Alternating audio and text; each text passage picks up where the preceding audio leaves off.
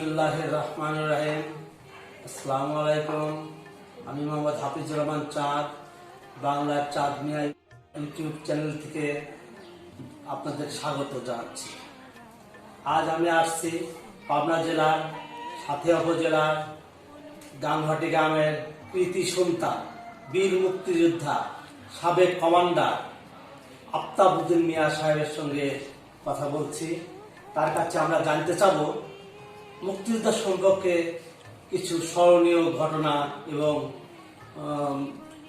খুব ভালো ভালো কিছু ঘটনা আমরা তার কাছে শুনবো। প্লিজ আপনি যদি আমাদেরকে কিছু গল্প শোনাতেন। ৭১ সালে যখন আমরা যুদ্ধে যাই বঙ্গবন্ধুর ডাকে, তখন এই দেশে পশ্চিমাদের অত্যাচারে আমরা জর্জরিত ছিলাম। আমাদেরকে তারা বঞ্চিত করছিল পশ্চিমারা, যার জন্যে আমরা বঙ্গবন্ধুর ৬ দফাকে আকৃষ্ট হয়ে ছাত্র সমাজ সবাই আমরা আমি তখন এডওয়ার্ড কলেজ সেকেন্ড ইয়ারের ছাত্র ছিলাম। আমরা সব আকৃষ্ট রফিকুল ইসলাম বকুল, এরকম দিন বাইরে ছিল এই জোয়ারগুলো। আমরা অনেকেই আমাদের সাথিয়া থানার মসলাউদ্দিন আওয়ামী লীগের ওনার নেতৃত্ব ছিল। সেই সময় আমরা আরও অনেকেই ছিলেন। সেই সময় আমরা এই আন্দোলনে জড়িত হয়ে পড়ি এবং বঙ্গবন্ধুর নির্বাচন করতে যাই। বঙ্গবন্ধুর নির্বাচনে পাওয়ার পরেও আমাদেরকে গানবাজি এই পশ্চিমবঙ্গে আমাদেরকে দেয় না। তখন আমরা বাধ্য হয়ে বঙ্গবন্ধুর ডাকে এই যুদ্ধে এই তখন ধরো তোমরা তোমরা তো তখন এখন যেমন নিয়ম, তোমরা তখন কি করতেছে তোমরাই ভালো জানো। আমাদের তখন শরীর ছিল না, আমরা ওদের শাসন মানে নেব না, বঙ্গবন্ধুর নেতৃত্বে আমরা শুরু করি, যুদ্ধ শুরু করি। আপনাদের প্রথমে শুরু হয় নগরবাড়ি ঘাট। এই নগরবাড়ি ঘাট ছিল উত্তরবঙ্গের একমাত্র প্রবেশ দ্বার। এখান ছাড়া উত্তরবঙ্গে কোনো মিলিটারি বা কোনো কিছু যেতে পারছে না। তখন আমরা নগরবাড়ি ঘাট থেকে শুরু করি যুদ্ধ।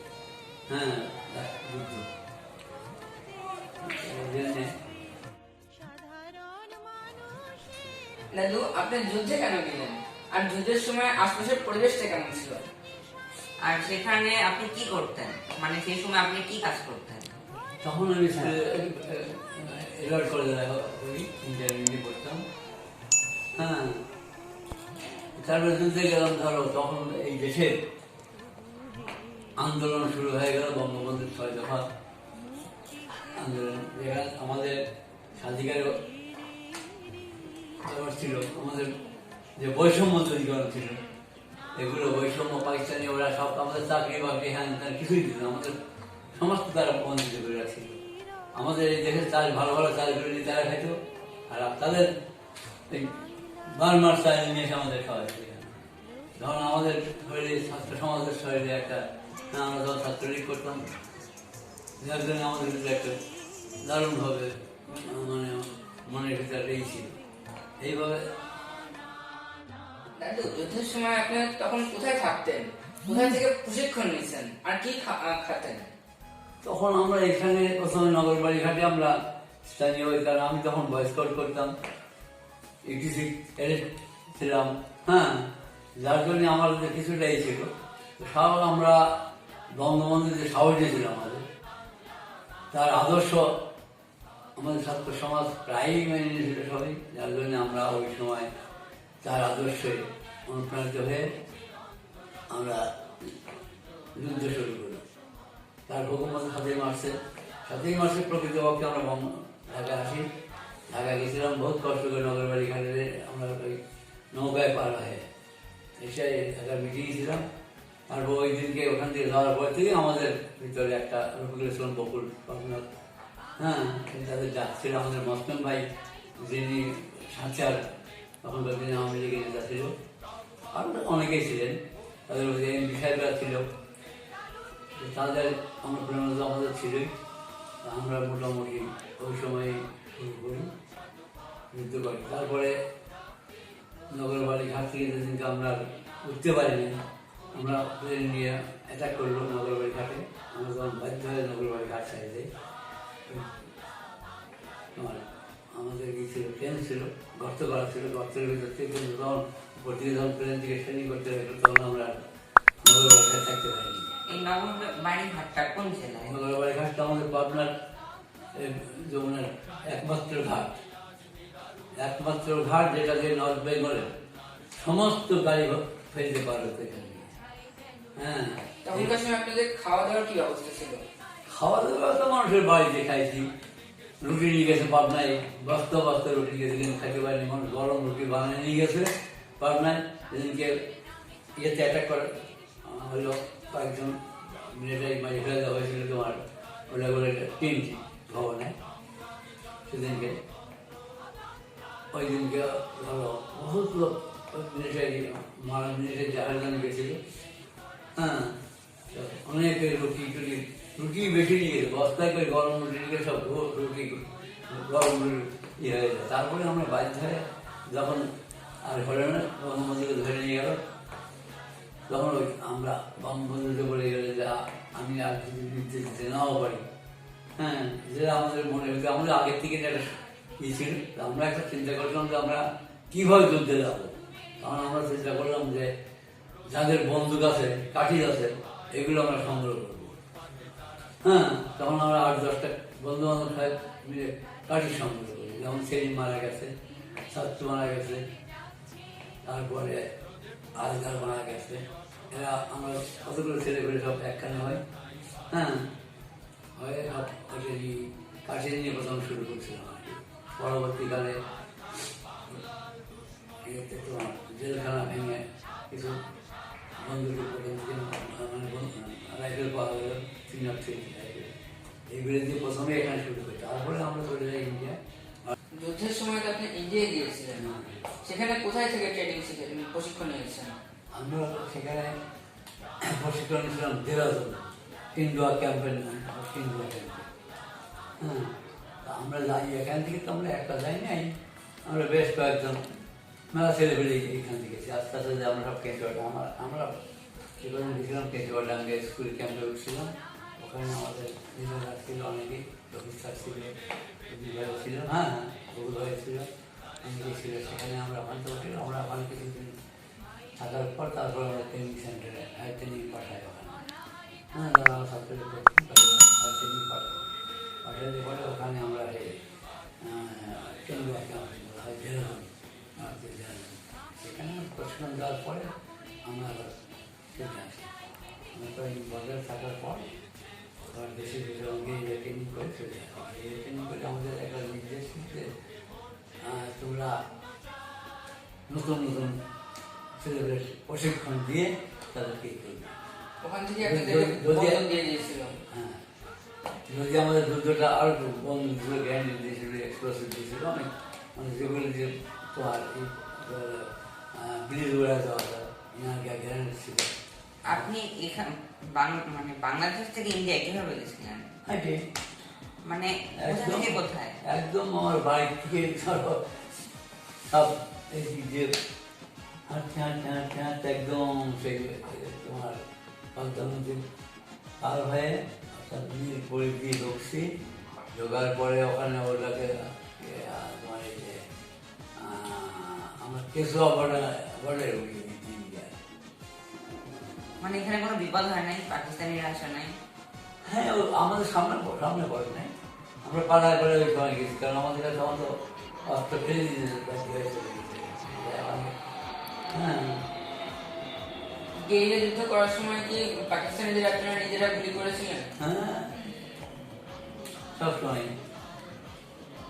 ওরা যদি আমাদের কাজ ছিল হিট অ্যান্ড রান, বুঝলো? তার মানে আমরা মারবো, জোন মারবো। আমরা কিন্তু সারাদিন ধরে যুদ্ধ করা, এটা আমাদের ট্রেনিং ছিল। সম্মুখীন যুদ্ধ হয়নি? সম্মুখীন যুদ্ধ একটা জিনিস, সম্মুখীন যুদ্ধ ওই হয়তো আমরা কিছু গোলাগুলি করছি, ওটা যাচ্ছে, গাড়ি নিয়ে যাচ্ছে, ফটাফট মাইল দিতে আবার সেখানে যাওয়া শুরু করছে। যারা ওরা খুঁজে পাচ্ছে না আমাদের, গেরিলা যুদ্ধ যেটা করা সেটা করতে হবে।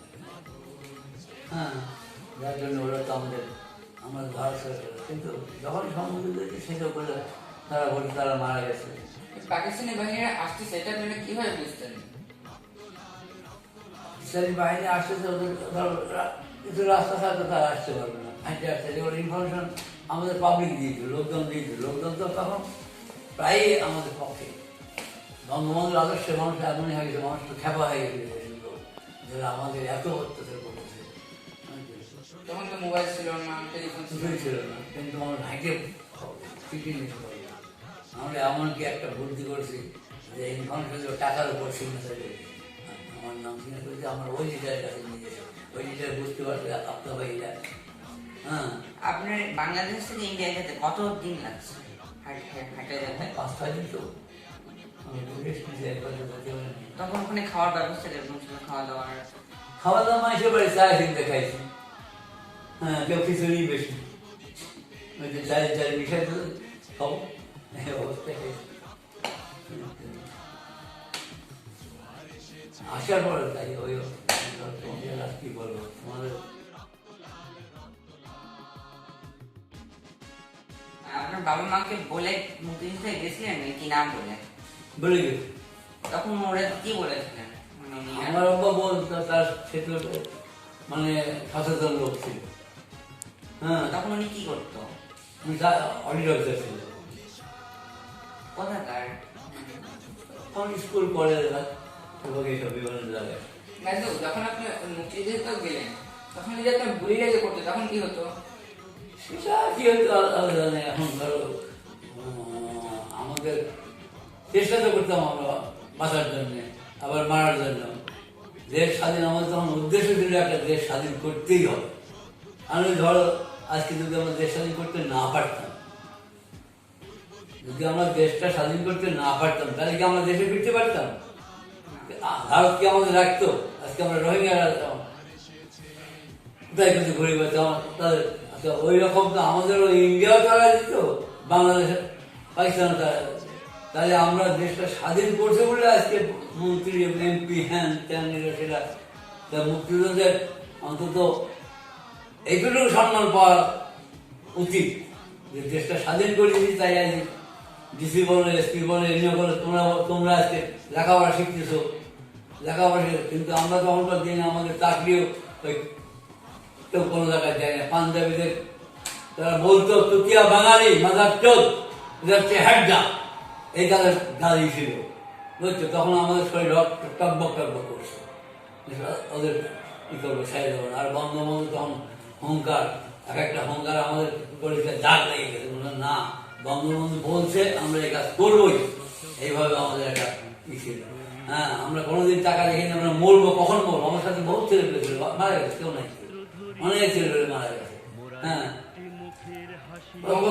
বঙ্গবন্ধুর সাথে আপনাদের সম্মুখীন দেখা হয়েছে? হ্যাঁ, পায়ে হাতে সালাম করার কোনো সৌভাগ্য আমার হয়েছে। যদি আমাদের হতো তোমাদের অবশ্যই ওখানে থেকে নিয়ে করে আসছে, ইন্ডিয়া থেকে নিয়ে করে আসছে। আজকে আমরা জেলা জনীয় লেখাপড়া কেন্দ্র ক্যাম্পে নিয়েছিলাম। ওখান থেকে আমার প্রশিক্ষণ নিয়ে বিভিন্ন প্রশিক্ষণ নিয়ে ওখান থেকে আর আপনার ওই বড় ভাই বললেন বাড়িঘাটে পুরো আছে। তারপরে সবাই একসাথে ছিলেন তারপরে, এবং আমি তো বাইরে ছিলাম, এরা সব।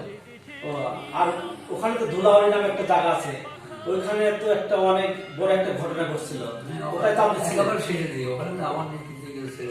আপনি ছিলেন তো ওই ঘটনা নিয়ে, ওটা একটু বলবেন ওই ইতিহাসটা। ওই আপনি ওখানে যে শাহজাহান নামে একজনের গলা কাটা হয়েছিল মুক্তিযোদ্ধা, আমাদের ভারতীয় প্রশিক্ষণপ্রাপ্ত ছেলেগুলি 8টা ছিল, সবাইকে সেখানে স্থানীয় কিছু ছিল। ওরা কিভাবে আক্রমণ করছিল, কখন কি ঘটনাটা ধুলাবাড়ি ঘটনাটা? আমি যখন রাত্রে 2টা-2:30 দিকে আমি ওখানে পৌঁছাই। ওখানে একটা বিয়ে বাড়ি ছিল, পৌঁছানোর পরে আমরা কোনো সারা ধরতে পারি, কারণ আমরা অনেক রাত হয়ে গেছে। 27 নভেম্বর, 27 নভেম্বর রাত্রে যাই। তারপরে ওখানে অনেক রাত হয়ে যায়, তখন ধরো আমাদের ভোর হয়ে গেছে।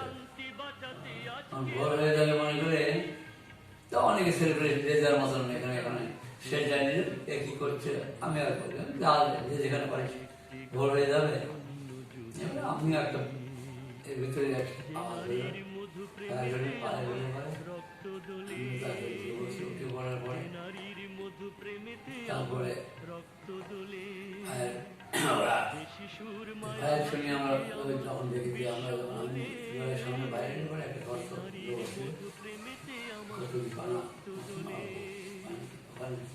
যেতেই দেখি বড় বড় মানুষ দেখা যায় বোঝা যাচ্ছে বুঝছো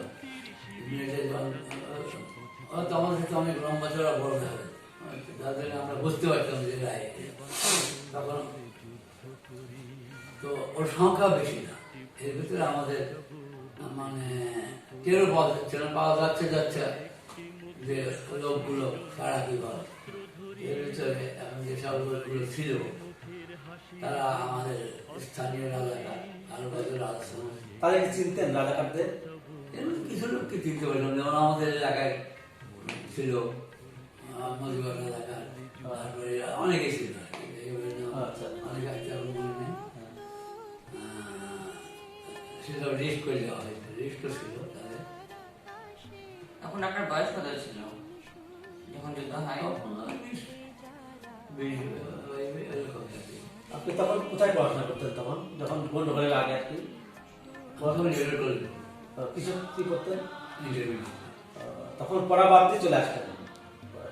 তখন তো পড়া বাদ সবাই সবাই একই অবস্থা ছাত্ররা যারা ছিল সবাই। আর ধুলাবাড়িতে যে গলা কাটছিল যে ওটা বাঁচার ওই তো সে কথা বলছিলাম ধুলাবাড়িতে ওই যে ওরা অ্যাটাক করে অ্যাটাক করার পরে আমরা আমাদের ছেলেগুলো সব ছাত্র লাস্টে আমি একটা ফায়ার দিয়েছিলাম এখন ওই দিক থেকে একটা ফায়ারের আমরা ছিলাম ঠিকই আশেপাশে কেউ যোগাযোগ হচ্ছে না তারপরে ওরা তখন বাড়ি থেকে কিছু বাড়িতে আগুন লাগাই দেয় আগুন লাগাই দিলে পরে ওই তখন লাইট দেখা গেল লাইটে যখন মানে আগুন লাগাই দিলে ওই বাড়িতে একটা বাড়িতে বিয়ে হচ্ছে বিয়ে বাড়িতে সে বাড়িতে চলে গেছিল ওরা তারপরে আমরা সকালে ভোর যখন হয়ে গেল তখন উঠে দেখতে গেলাম আমরা কয়েকজন দেখি ওখানে সাধারণের বড় বেঁচে আসছে একটা ওখানে করে আছে তারপরে থাকবে তারপরে মাঝের নামে একটা ছেলে ছিল ওরও ভ্যানেট মারছে মুসলিম নামে একটা ছেলে ছিল ওরও ভ্যানেট মারছে তো খোঁচাইছে খোঁচায় তারপরে আমরা চাঁদ ধারা মুসলিম তারপরে আরো কয়েকজন ওখানে খুবই পড়ে গায়ে আগুনে পড়েছে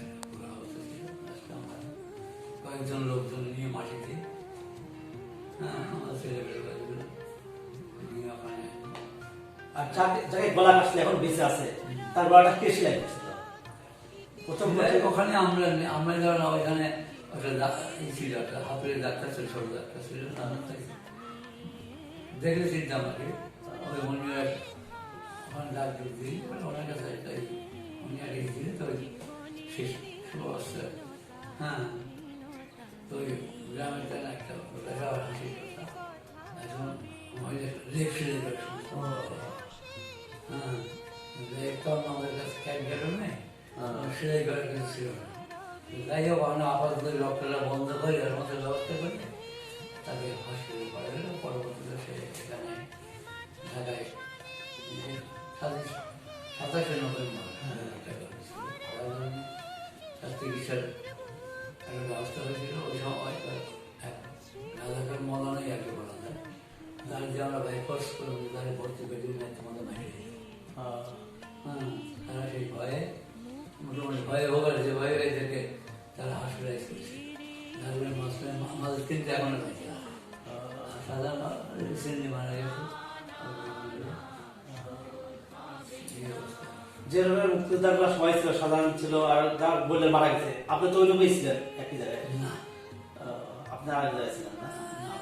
ওরা আমাকে বললো যে ভাই আমাদের ঘুমটুকু লাগছে না আমরা একটু ডিউটি করি করে তোরা যেখানে ঘোরাফেরা করিস করতাম একটু দুনিয়া ছিল আমার।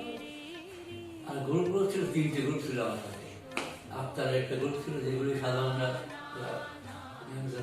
আপনার কোন সেক্টরে ছিলেন? কত নম্বর? 7 নম্বর। আমাদের সব 7 নম্বর। আপনাদের সব 7 নম্বর সেক্টর। আর তখন কমান্ডার কে ছিল তখন আপনার সময়? কমান্ডার বলে আমাদের অ্যাকচুয়াল গেরিলাদের আমাদের অদার লিডার বলা হতো। আমার কেউ কারো কমান্ডার ছিল না। কমান্ডার হলো যুদ্ধকালে মানে গ্রুপ কমান্ডার। 10 জন করেই সাধারণত গ্রুপ কমান্ডার। তখন কে ছিল গ্রুপে? আমার গ্রুপে আমি ছিলাম। আপনার গ্রুপে আপনি? আমি যে তিনটাতে দেখতাম ওখান থেকে আমার গ্রুপে আমি ছিলাম। সুদানের একটা গ্রুপ ছিল, সামাল বাইতে, তারপরে গ্রুপ ছিল। পাক বাহিনীতে আপনি নিজে হাতে মারছেন এরকম কোনো ঘটনা কোথাও হয়েছে? একটু বলবেন। গোলাগুলি হয়েছে মানে আপনার গুলিতে মরছে এরকম? না, গুলিতে ধরো আমরা তো মাইল ফেরার পরে সেখানে পৌঁছাতে পারি। ও মানে গোলাগুলি করছেন? ওরা মারা গেলে ওরা নিয়ে চলে গেছে, আমাদের আমরা সবাই নিয়ে চলে আসি। এরকম তো অনেক হয়েছে।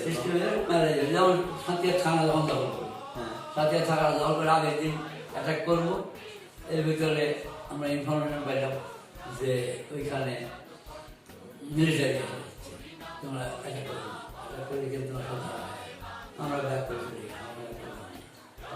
না করে চলে আসলাম। দাদু, আপনারা যুদ্ধের সময় জানের মায়ায় তুচ্ছ করে যুদ্ধ করেছেন এবং পৃথিবীর বুকে বাংলাদেশের মানচিত্র তুলে ধরেছেন। এই জন্য আমরা একটি স্বাধীন দেশ পেয়েছি, বাংলাদেশ। আপনাকে নিয়ে আমরা গর্ব করি, আপনাদের সবাইকে নিয়ে যারা যুদ্ধ করেছেন।